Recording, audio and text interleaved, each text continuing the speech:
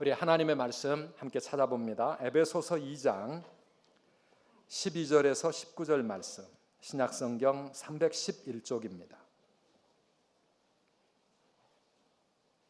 에베소서 2장 12절에서 19절 말씀을 우리 함께 교독하겠습니다. 그때의 너희는 그리스도 밖에 있었고 이스라엘 나라 밖의 사람이라. 약속의 언약들에 대하여는 외인이요 세상에서 소망이 없고 하나님도 없는 자이더니 이제는 전에 멀리 있던 너희가 그리스도 예수 안에서 그리스도의 피로 가까워졌느니라. 그는 우리의 화평이신지라 둘로 하나를 만드사 원수된 것 곧 중간에 막힌 담을 자기 육체로 허시고 법조문으로 된 계명의 율법을 폐하셨으니 이는 이 둘로 자기 안에서 한 새 사람을 지어 화평하게 하시고 또 십자가로 이 둘을 한 몸으로 하나님과 화목하게 하려 하심이라. 원수된 것을 십자가로 소멸하시고 또 오셔서 먼데 있는 너희에게 평안을 전하시고 가까운 데 있는 자들에게 평안을 전하셨으니 이는 그로 말미암아 우리 둘이 한 성령 안에서 아버지께 나아감을 얻게 하려 하심이라.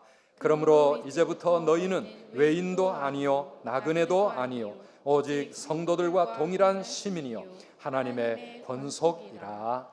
아멘. 아멘.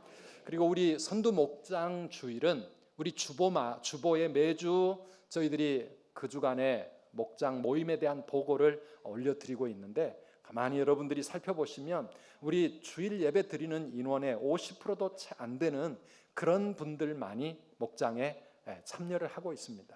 너무 생활이 복잡하고 또 바쁘고 이렇게 지역이 멀리 떨어져 있다 보니까 모이기가 쉽지가 않은데요. 그래서 오늘은 평소에 목장에 함께하지 못하는 성도들이라도 오늘만은 우리 목장 식구들 총동원해서 함께 식사도 하고 함께 특별한 예배도 드리기 위해서 마련한 그런 목장 주일입니다. 우리 모든 성도님들이 우리 목장을 좀 잘 찾아서 오늘 좋은 뜻깊은 시간을 가지시기를 바랍니다. 왜냐하면 우리의 신앙생활에 이 목장 생활이 굉장히 중요하기 때문에 그렇습니다. 교회는, 그리고 우리 성도들은 하나님의 한 가족이라고 성경은 말합니다. 가족이 얼굴도 잘 못 보고 함께 만나지도 못하면서 무슨 가족이 가족 되겠습니까? 오늘 말씀을 함께 묵상하면서 우리 하나님께서 우리에게 주시는 귀한 은혜 함께 나눌 수 있기를 축복합니다. 우리 19절 말씀을 새 번역으로 보면 이렇게 되어 있습니다. 그러므로 이제부터 여러분은 외국 사람이나 나그네가 아니요 성도와 같은 시민이요 하나님의 가족입니다. 그렇습니다.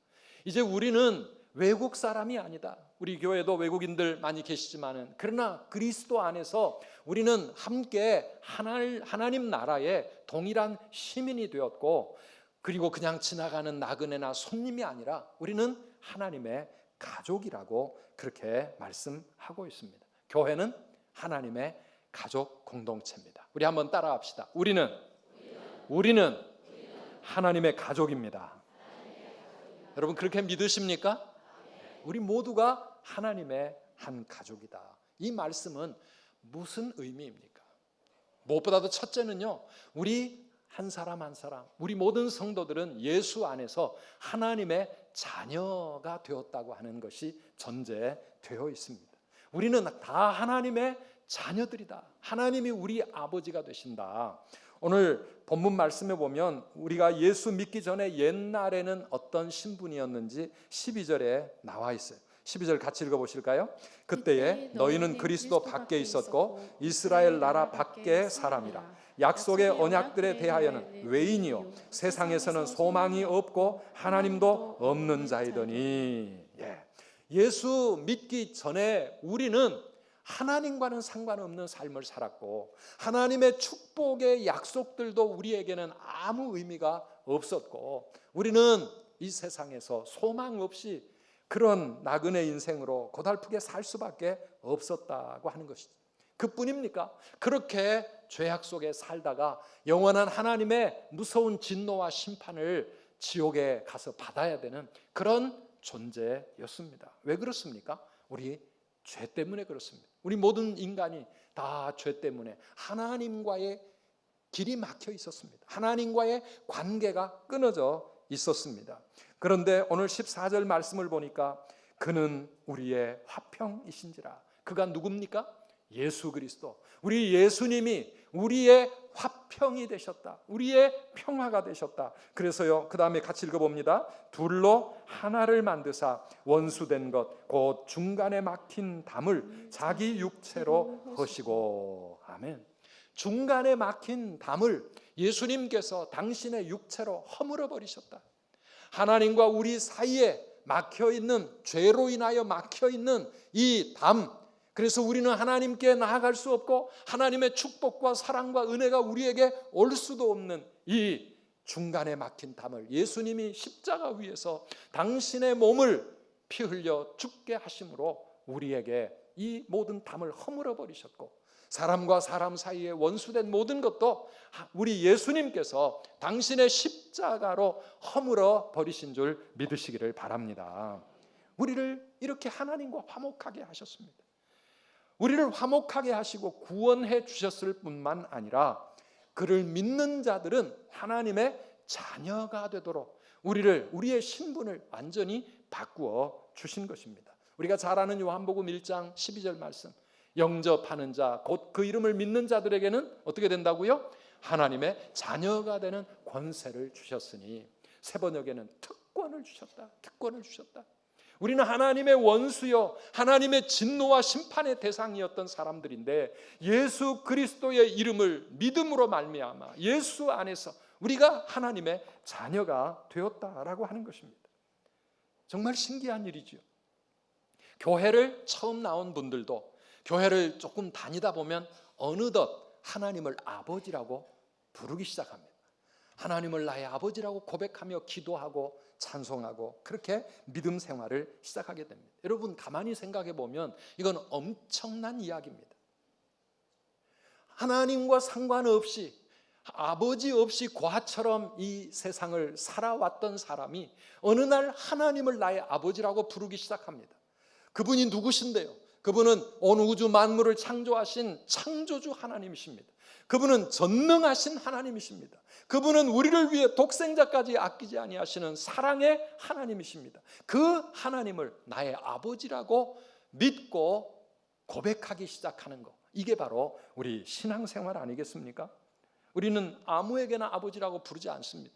여러분 문재인 대통령 텔레비전에서 많이 보았다고 그분 앞에 가가지고 아버지 해보세요. 넌 누구냐 할 겁니다. 미쳤다고 우리는 쫓아낼 겁니다. 지나가는 아저씨 붙잡고 아버지 날 좀 도와주세요, 그렇게 말할 수 없습니다. 그건 미친 사람이지요. 오늘 그런데 하나님은 우리의 아버지가 되신다고 하는 것. 우리는 예배를 드릴 때마다 하나님 앞에 신앙 고백합니다. 나는 전능하신 아버지 하나님 천지의 창조주를 믿습니다. 전능하신 하나님 천지를 창조하신 그분이 나의 아버지임을 믿음으로 고백하면서 예배를 드리고 우리는 신앙생활을 하는 것입니다. 예수쟁이들 다 미친 사람들입니까? 세상 사람들이 보면 미쳤을지 몰라요.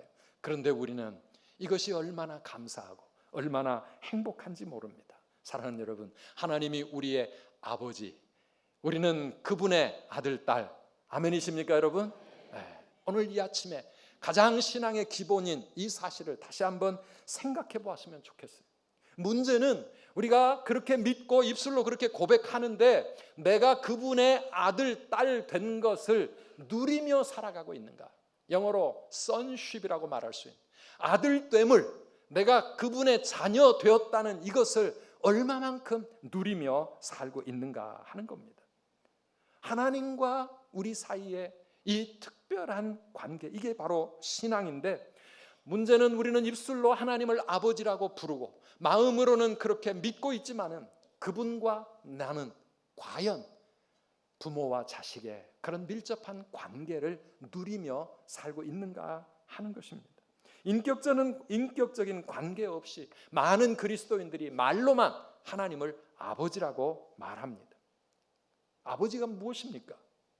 여러분은 아버지를 어떻게 느끼십니까? 어릴 때부터 아버지에 대해서 이미지가 안 좋으신 분은 하나님이 아버지라고 하는 것이 마음에 뜨겁게 와 닿지 않을지 모릅니다. 그런데요, 제가 어릴 때 아들로 있을 때보다도 결혼을 하고 자녀를 낳고 아버지가 되어 보니까, 그리고 아이들이 점점 자라나면 자라날수록 아버지가 뭔가 이게 정말 가슴 깊이 절실하게 느껴지더라고요. 오늘 우리 유스 앙상블 여러분들은 아버지가 무엇인지를 어쩌면은 마음 뜨겁게 잘 모를 수 있어요. 맨날 나 힘들게 만들고 혼내고 공부하라고 소리 지르고 그런 사람으로 느껴질지 모르지만은, 제가 자식을 키워보고 아버지가 되어보니까 알겠어요. 아버지는 무엇입니까? 아버지는 한마디로 사랑입니다. 아버지는 사랑입니다.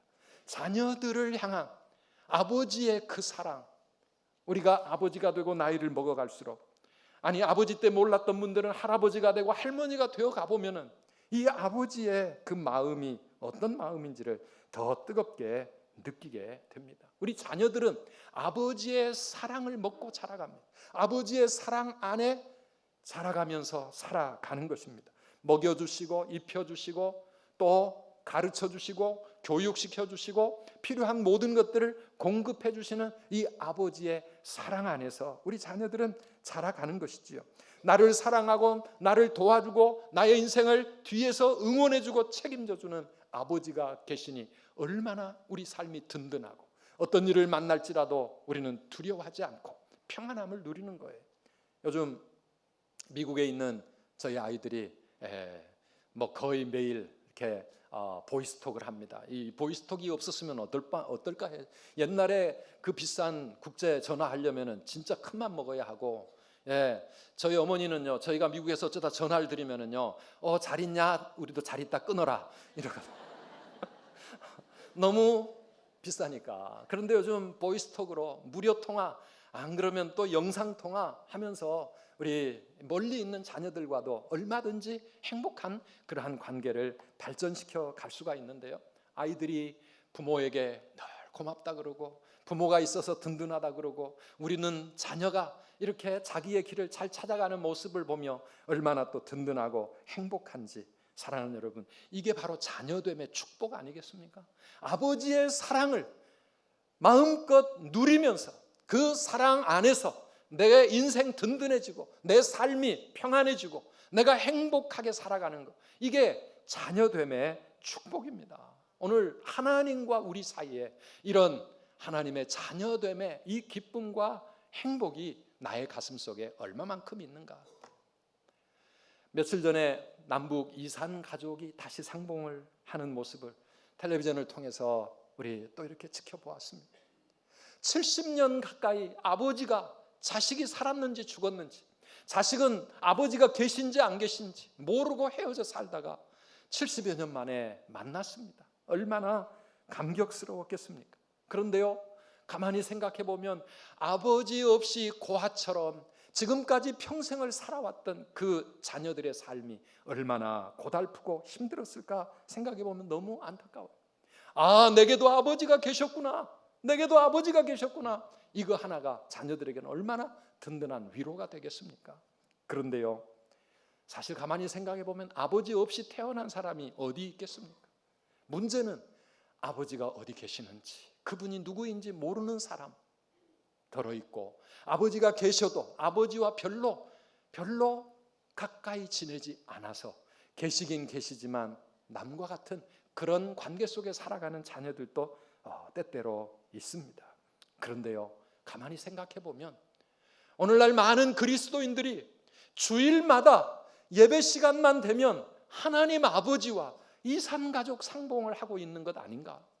평소에는 하나님과 상관없이 하나님 없는 사람, 아버지 없는 사람처럼 내 마음대로 나 홀로 인생 살아가다가 교회 나와서 예배 드릴 때만 하나님 아버지 한번 부르고 그 다음에 또 돌아가면 또 그분과 별로 상관없이 그렇게 살아가고 있다고 하면 얼마나 안타까운 일입니까? 사랑하는 우리 선두가족 모든 성도님들은 하나님의 자녀됨의 그 축복과 그 행복을 마음껏 누리며 살아가는 저와 여러분들 되시기를 축복합니다. 그러려면 자주 만나야 합니다. 부모와 자식이라도요, 만나는 얼굴 보는 시간이, 기회가 없어지면은요, 이산가족처럼 되어질 수밖에 없는 것 아니겠습니까? 우리 하나님 아버지 안에서 그분과 함께 나누는 대화, 이게 바로 기도 생활이고 말씀 생활 아닙니까? 그 하나님 때문에 내 인생 평안하고 든든하고 하나님께 내 삶을 맡기고 살아가기 때문에 내가 무슨 일을 만날지라도 나는 담대하게 오늘 우리 임마누엘 찬양하는 것처럼 군대가 와서 진을 치고 세상이 흔들려 요동을 쳐도 하나님은 나의 구원이시고 내 생명의 능력이시니 나는 두려워하지 아니하리라. 그렇게 고백하면서 그 든든함과 하늘의 평안을 누리며 세상이 줄 수 없는 그 평안을 누리며 산다는 것 얼마나 감사합니까? 때로는 그 하나님 앞에 나와서 기뻐하며 감격할 수 있고 때로는 힘들어서 그 하나님 사랑의 품에 안겨서 마음껏 울 수 있고 그 하나님을 의지할 수 있는 이 관계, 이런 신앙의 삶이 바로 자녀됨의 축복된 삶입니다.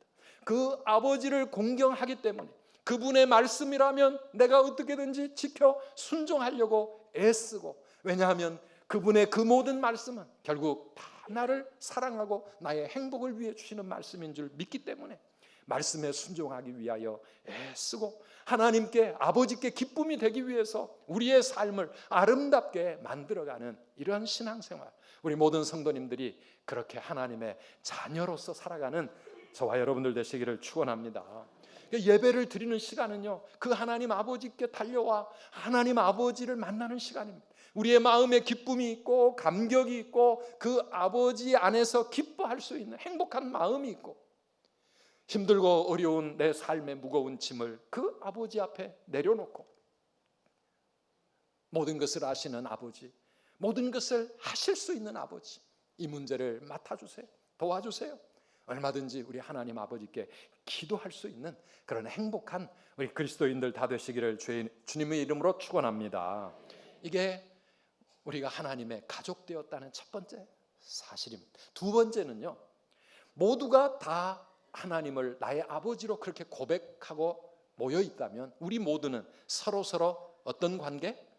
서로 형제요 자매요 가족이 되었다라고 하는 사실이죠. 그래서 오늘 18절 말씀에 보면 이는 그로 말미암아, 누구로 말미암아? 예수 그리스도로 말미암아, 예수님 때문에 우리 둘이 누구를 말합니까? 전혀 하나 될 수 없었던 유대인과 이방인, 원수처럼 지내던 그 어떤 사람, 이 세상 모든 인류가 한 성령 안에서 아버지께 나아감을 얻게 하려 하심이라. 이 일을 위해 예수님이 십자가 위에 죽으셨다, 그런 말씀입니다. 그래서 교회는 바로 이 예수님 때문에 하나님의 한 가족이 된 공동체라고 말할 수가 있습니다. 우리가 신앙생활을 하면서 가족됨의 축복, 하나님의 가족이라고 하는 이 축복과 행복, 나에게 가족이 있다, 가정이 있다, 이 평안함과 이 기쁨, 이거를 우리가 좀 풍성하게 누리며 살아가시기를 바랍니다. 요즘은 시대가 이상해져서 좀 이상한 족속들이 생겨나기 시작했습니다. 그 첫 번째 족속은 가나안 족속입니다. 가나안 족속 뭡니까? 안 나가. 가나안 안 나가. 교회 안 나가. 나 하나님 믿고 예수 믿는데 교회는 안 나가. 그래서 마음으로만 혼자 하나님 믿는다고 하는 가나안 족속, 가나안 그리스도인들이 점점 많아지고 있어요. 또 한 족속은 뭐냐 하면 혼예족이라고, 혹시 여러분 아시나요? 혼예족 뭘까요? 혼자 예배드리는 족속. 나 건드리지 마라. 나 아무하고도 만나고 싶지 않다. 나는 그저 하나님께 나와 예배드리고 그대로 난 집으로 간다. 이렇게 혼자서 예배드리고 돌아가려고 하는 이런 성도들이 점점 늘어가고 있습니다. 오늘 여기 중에도, 이 중에도 혹시 계신지 모르겠어요. 가슴 아픈 일입니다. 다른 교회에서 상처를 받고 교인들에게 실망하고 여러 가지 마음의 그런 어려운 힘든 부분 때문에 다른 사람들과 관계 맺고 싶지 않아서 하나님 앞에 조용히 혼자 예배드리고 은혜 받고 가고 싶다. 이런 분들이 더구나 이제 큰 교회는 조금씩 많아지기 시작하고 있습니다. 우리가 충분히 이해할 수 있습니다. 오죽하면 그런 아픈 마음을 가지고 그래도 하나님 앞에 나와서 자신의 삶을 드리고 예배하려고 오셔서 얼마나 귀한지 모릅니다. 우리 교회도 때때로 보면 다른 교회에서 마음의 상처를 안고 교회를 옮겨오신 분들이 있어요. 그런 분들이 없어야 되겠지만 그런 분들 저희는 한동안 예배를 통해서 하나님과의 관계가 회복되고 마음의 상처가 치유될 때까지 그냥 혼자 조용히 예배 드리고 가십시오. 그대로 우리는 자유롭게 시간을 드립니다. 그런데요, 그게 너무 오래 계속되면 안 돼요. 왜냐하면 우리 기독교 신앙이라고 하는 것은 처음부터 가족 공동체 속에서 가족의 사랑과 기쁨과 행복을 함께 나누며 살아가도록, 이게 신앙의 본질적인 부분이기 때문에 홀로 신앙생활하는 것은 뭔가 비정상적인 신앙인 것이죠. 우리는 사도신경에서 이렇게 고백합니다. 거룩한 공교회와 그다음 뭐죠, 여러분? 성도의 교제와, 거룩한 공교회와 성도의 교제와, 이 성도의 교제를 우리는 신앙의 한 부분으로 고백하는 것입니다. 교회는 사도행전을 보면 처음부터 가족 공동체로 시작합니다. 예루살렘 초대교회, 우리가 모델로 삼고 싶은 정말 성령 충만하고 교회의 본보기가 되는 그런 교회였어요. 얼마나 은혜가 충만하고 성령의 역사가 강력했는지 막 어떤 때는 하루에 3,000명, 하루에 5,000명 새가족들이 막 늘어났어요. 그러니 예루살렘 교회가 얼마나 대교회, 큰 교회였겠어요. 큰 교회를 또 싫어하고 비판하는 분들도 많은데요, 사실은 예루살렘 교회는 그런 엄청나게 큰 교회였어요. 그러나 그 교회가 큰 교회였지만 또 아주 작은 교회였습니다. 사도행전 2장 46절 47절 우리 함께 읽어보시겠습니까? 날마다 마음을 같이하여 성전에 모이기를 힘쓰고 집에서 떡을 떼며 기쁨과 순전한 마음으로 음식을 먹고 하나님을 찬미하며 온 백성에게 칭송을 받으니 주께서 구원받는 사람을 날마다 더하게 하시니라. 아멘. 그 수천 명 또 만 명이 넘을 수 있는 그 많은 성도들이 날마다 성전에 모이기를 힘쓰고 성전에서만 모였을 뿐만 아니라 그 다음 뭐라고요? 집에서 떡을 떼며 기쁨과 순전한 마음으로 음식을 먹었다고 말합니다. 수천 명이 어느 집에 한 집에 모였다는 이야기가 아닙니다. 가정 내에서 모이는 아름다운 이 가족 공동체, 우리의 목장과 같은 이런 모임을 통해서 예루살렘 초대교회는 큰 교회로 끝나지 않고 또 작은 교회, 가족과 같은 그런 아름다운 믿음의 공동체를 이루어 갔다라고 하는 것입니다. 이것이 오늘 우리의 목장입니다. 목장. 교회에 따라서 구역이라고 하고 목장이라고 하기도 하고 셀이라고 부르기도 하고 또 뭐 가정교회, 뭐 다양한 표현들, 소그룹, 많은 말들을 하지만은 중요한 것은 이름이 뭐든지 간에 우리의 신앙생활에 이런 부분이 반드시 있어야 된다라고 하는 것입니다. 이 목장을 통해서 우리는 하나님의 가족이 무엇인지, 교회가 정말 무엇인지, 하나님의 사랑이 어떤 것인지 이거를 거기서 체험할 수 있고 누리고 또 그 안에서 살아갈 수 있는 것입니다. 그래서 꼭 목장의 삶이 우리에게 필요하다는 것이죠. 예배만 드리고 가면 하나님 앞에 은혜는 받는 것 같지만 다른 모든 것들이 없는 거예요. 목장의 축복이 뭡니까? 히브리서 10장 24절 25절입니다. 우리 잘 아는 말씀이죠. 함께 읽어봅니다. 서로 돌아보아 사랑과 선행을 격려하며 모이기를 패하는 어떤 사람들의 습관과 같이 하지 말고 오직 권하여 그날이 가까움을 볼수록 더욱 그리하자. 아멘. 서로 돌아보고 사랑과 선행을 격려하면서 함께 하나님 나라를 향해 믿음의 길을 갈 수 있도록 서로를 챙겨주는 바로 이 공동체, 이게 바로 목장이죠. 우리 목장 안에서는 기독교 신앙의 핵심이라고 말할 수 있는 사랑을 거기서 배우고 사랑을 실천하고 사랑을 나누는 것이 목장입니다. 기독교의 제일 중요한 핵심은 사랑이잖아요. 사랑이 없으면 그 무엇도 아무 소용이 없다고 말합니다. 사랑이 없으면 우리의 기도도, 우리의 헌신도, 우리의 예배도 사랑이 없으면 아무 유익이 없다고 그랬는데 이 사랑을 어디서 실천하고 느낄 수가 있습니까? 바로 목장 공동체인 것이죠. 그러니까 예배만 드리고 가는 게 아니라 이 목장을 통하여 이 사랑으로 서로를 섬기고 서로 붙잡아 주어야 합니다. 서로를 격려해야 합니다. 말씀을 나누면서, 삶을 나누면서 서로를 격려하고 함께 하나님 앞에 믿음으로 살아갑시다. 더 같이 기도합시다. 우리 하나님 앞에 더 뜨거운 신앙의 열심을 냅시다. 서로 격려할 수 있고, 그리고 힘들고 어려울 때 같이 울어주고 함께 기뻐하면서 그렇게 신앙의 가족 공동체를 누리는 것입니다. 물론 그 안에 서로 다른 부분들도 많습니다. 나이도 다르고 배경도 다르고 성격도 다 다르고, 그래서 때로는 부딪힐 일도 있고 때로는 함께 하기가 힘들 때도 있습니다. 그런데 가족이기 때문에 함께 품고 가는 것이죠. 우리 선두교회, 여전도회, 또 남전도회 친구분들 보면 이렇게 10년, 20년, 30년, 40년 같은 동갑내기 친구로 지내다 보니까 얼마나 친한지 가만히 보면은요, 개성도 너무나 다르고요, 모든 게 너무 틀려서 저 사람들이 어떻게 저렇게 가까워질 수 있을까 신기해요. 그런데 가족이니까, 신앙생활은, 교회는 가족이니까 함께 품고 서로 이해하고 서로 용납하며 그렇게 가는 겁니다. 가족은요, 성격이 안 맞는다고 너는 우리 가족 아니야 이렇게 자를 수가 없어요. 성격이 힘들고 뭐가 나고 혹은 여러 가지 문제가 있으면 있을수록 가족들은 더 그 사람들을 배려합니다. 몸이 아프거나 혹은 장애가 있거나 뭔가 문제가 있는 가족이 있으면 온 가족이 그 사람을 더 배려하면서 그들을 품고 서로 세워주기 위하여, 사랑으로 화목하기 위하여 애쓰는 것이 바로 가족 아닙니까? 사랑하는 여러분, 교회가 하나님의 가족인 줄 믿습니다. 하나님이 짝지어 주신 사람들이.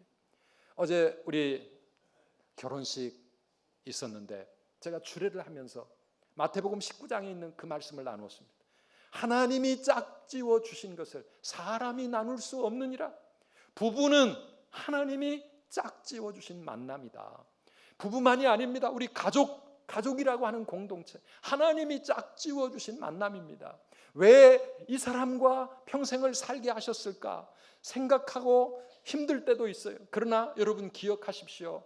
하나님이 짝지어 주셨다면 거기에는 뭔가 뜻이 있는 줄 믿습니다. 내가 싫다고, 나하고 안 맞는다고, 우리는 잘못 만났어, 그러니까 끝장내자, 이게 아니고 하나님이 짝지어 주셨다면 뭔가 뜻이 있어서 우리를 가족으로 하나 되게 하셨다면 우리가 그 안에서 뭐를 해도, 찢고 뽑고 싸우고 뭘 해도 아무튼 그 안에서 하다 보면 나도 성장하고 그 사람도 성장하고 우리 가정이 더 행복한 천국 가정으로 그렇게 변화되어 갈 줄 믿으시기를 바랍니다. 그래서 우리는 서로 품어야, 함께 가야 합니다. 우리 옆에 계신 분들, 또 앞뒤 계신 분들 한번 축복하고 인사합시다. 우리는 예수 안에 한 가족입니다. 사랑하고 축복합니다.